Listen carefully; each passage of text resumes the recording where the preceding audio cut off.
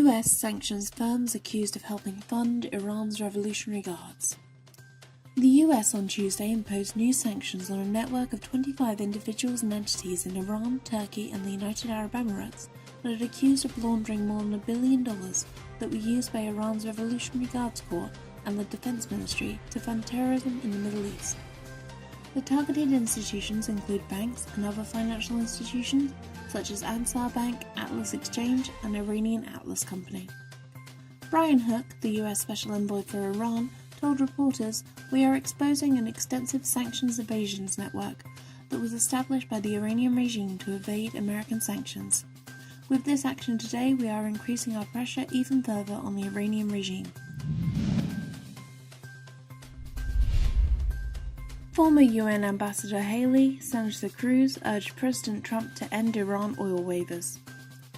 Former US Ambassador to the United Nations Nikki Haley is urging President Trump to tighten up sanctions on Iran.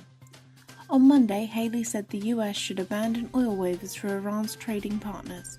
She stressed that the Ayatollah's regime must face greater economic pressure amid its ongoing destabilizing activities in the Middle East.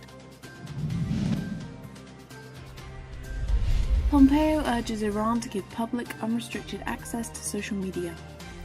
US Secretary of State Mike Pompeo used the welcoming of the Iranian New Year on the official United States State Department website to advocate that the Iranian public should have free access to social media sites. Currently, the Iranian government restricts social media use.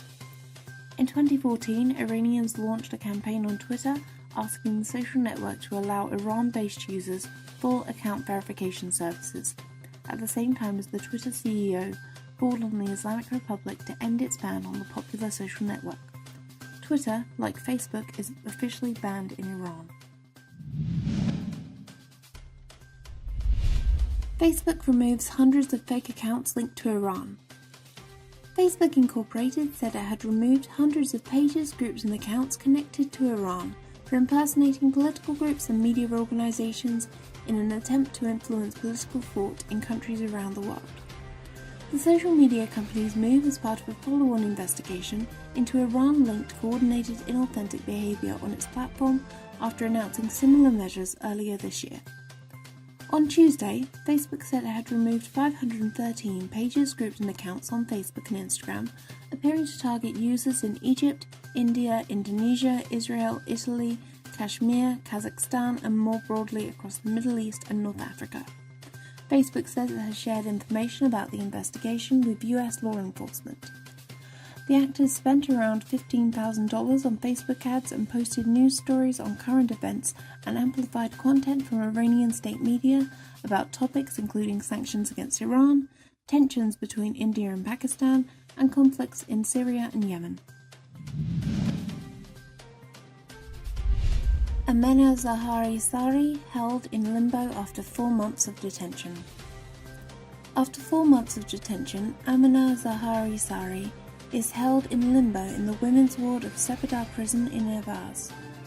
Sari, 20, a student of accounting, was arrested at home on November 6, 2018 by forces of the Revolutionary Guards Corps Intelligence Unit. The IRGC Intelligence Unit launched a new crackdown on the populace in and around Waivers on September 22, 2018, when the parade of its military forces was attacked by armed men.